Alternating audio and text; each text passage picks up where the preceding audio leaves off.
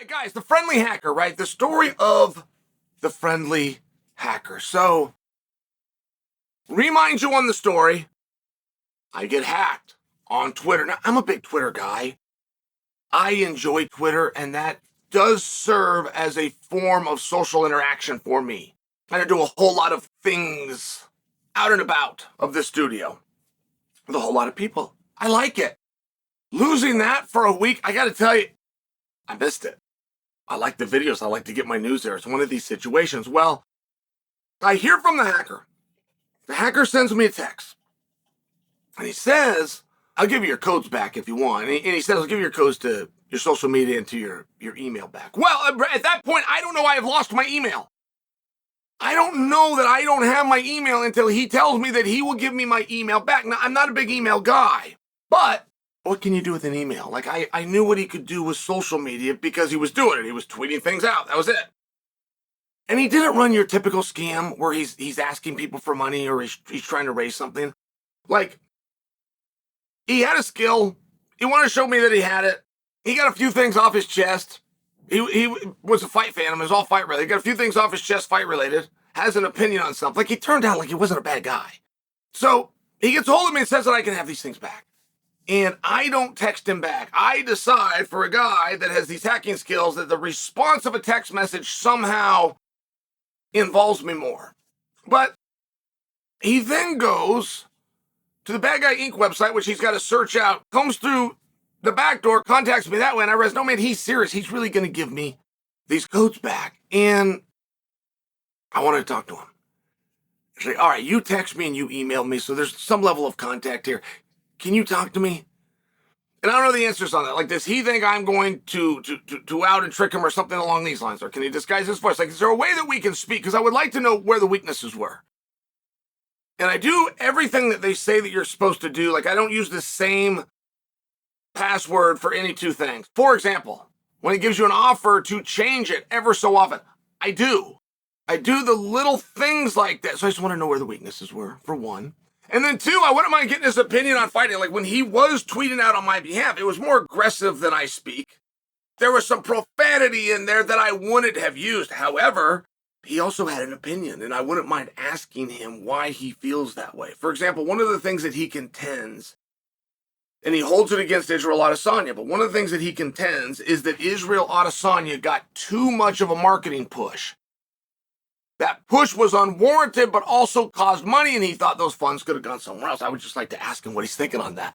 First off, how does he know what the push cost? How does he deem that the guy who won the world title, like, it seems hard to say that you're pushing a guy if he goes on and wins the world championship. It would sound like you identified the correct guy, but this wasn't his opinion. I would just like to hear it, right? You got to have a level of intelligence to pull off what he pulled off. So it's not as though I can just dismiss him as a dum-dum. Okay. So I wrote him back, but I must tell you, when he wrote to me from the email, it turned out it was my own email. When I go to reply, it was the very email that he was giving me back to. So I'm not positive if he still checks and or monitors it. Now, the other thing that he doesn't know, that email I got rid of a year ago, and that's a random number off the top of my head. It might have been a little less time than that. Might have been a little bit more time.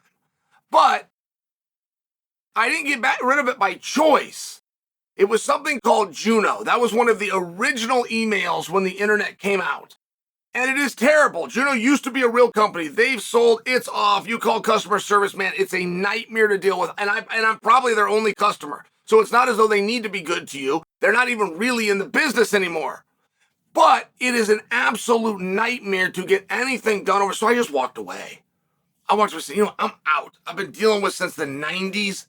Screw this Juno account. But where that becomes relevant, I think you guys can relate. There's things that I've signed up for over time that when you have to enter an email, I did, and that was my email. That was my original email since my freshman year in college. It's the only one that I've ever had.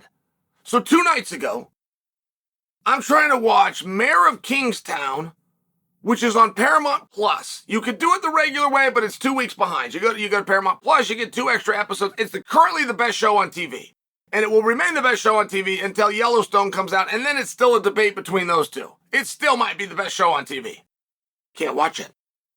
Can't watch it because when I go to log in, it'd been a long enough time that I've been out that Paramount Plus does a security check by sending a link to the Juno email, of which I don't have any access.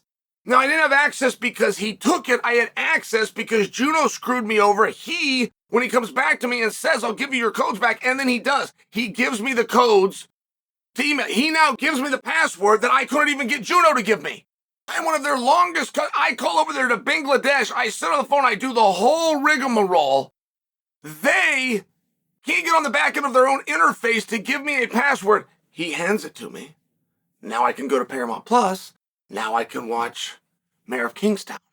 So, for whatever inconvenience the Twitter was, the reconvenience of email, he and I are square.